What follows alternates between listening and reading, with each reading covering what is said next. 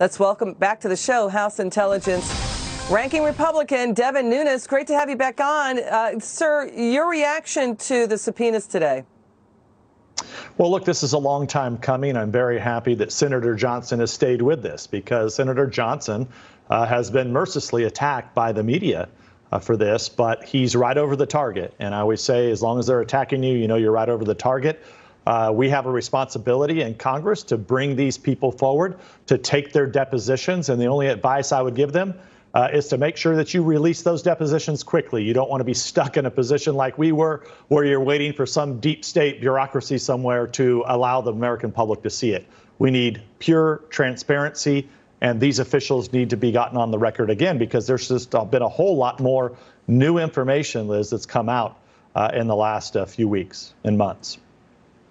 Who in particular would you want to get under subpoena? We know that William Priestap, Kevin Kleinsmith, Joe Pientka, these FBI officials are going on the list too to be subpoenaed. Who would you want to talk to under subpoena? Well, look, what we have an ongoing investigation in the House Intelligence Committee. Republicans do, at least, and we've got about 40 people that are on that list, and so hopefully, if Republicans are put back in charge, we will be able to subpoena those people. But right now, we can't. So all we're doing is continuing to get information. This is why we'd like to see, if the Senate does do this, it could aid us in our investigation as we continue to make criminal referrals in our probe that we have ongoing. And, you know, of course, you have the executive branch, the Department of Justice, that has 3 U.S. attorneys that are also probing this matter. How many criminal referrals are you working on, and what for? Well, we've already made 8 criminal referrals, and we're probably going to make at least another 5, possibly as many as 10 additional ones. That'll be coming here in the next. Hopefully, we keep working. We want to get it right, but it'll be in the next week to 10 days or so. What do the criminal referrals cover? Well, we've had the original 8 look at the FISA abuse, and they look at abuse of our intelligence agencies. We have several people for lying or misleading Congress.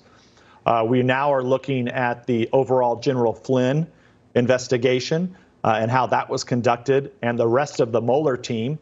And then, of course, as new information has come to light from the information that was declassified by Acting Director of National Intelligence Rick Grenell, that information is also showing that there are other people who have lied or misled Congress, or have, I think in some cases, maybe lied by omission, documents that were kept from Congress, that sort of thing. You know, we keep hearing people saying we're going to get to the bottom of this, get to the bottom of this. What does that mean? Are people going to jail? Are they going to go to prison? Are they going to be penalized? What's going to happen? Well, look, this has been a long journey for those of us who have been in from the beginning of this, who noticed and recognized right away that there was a attempted coup going on in this country, or at least at the beginning, it was an abuse of our intelligence capabilities in this country, that ultimately we figured out, wow, there's actually a coup going on here. So we're used to this. So you really have to get up every day. You have to put your work boots on, and you have to go out there and you have to do really tough work, because, you know, the people that perpetuated these crimes are very good at hiding it. So we work, every day. It's very, very close. You know, some days we have new information that comes in. Some days we get new informants. Some days we're able to find something that we might not have seen before in the Mueller probe. So that's why, you know, you asked me at the very beginning, that's why it's so critical that the United States Senate is finally doing something. Because remember, this is about, there was election interference done in the 2018 election.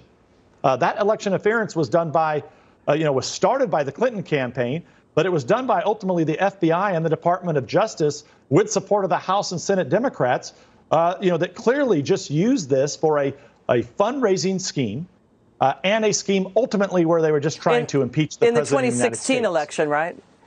No, I'm talking about the 2018 election. The 2018 election, we would have been, I'm not sure the Republicans would have lost control of the House. You know, if we didn't have to spend all the time that we had to spend, Trump's a Russian agent. Republicans are controlled by being controlled by Putin. These are crazy things that happened that were done at the highest levels of the Department of Justice and the FBI. So, look, one thing that we don't, and I'm not trying to evade any of your questions here about not answering people who should be subpoenaed or not. I hear you. But we're running a real investigation, and we want people to pay a price for these crimes that they committed against the American people. We hear you, Congressman. Thank you so much for coming on. Will you come back soon? We love having you on. Thank you so much. Thanks for having me. We're glad to come back on.